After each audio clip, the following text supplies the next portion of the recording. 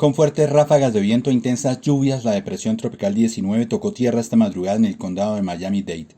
Los vientos con más de 64 kilómetros por hora causaron cortes de energía en varias zonas. Estas imágenes corresponden a las primeras afectaciones. La parte sur de la Florida experimentará un fin de semana pasado por lluvias, mientras la depresión tropical 19, que se podría convertir en la tormenta tropical Sally en las próximas horas, avanza sobre el Golfo de México con posibilidad de afectar las costas de Norteamérica y algunas zonas del norte de México.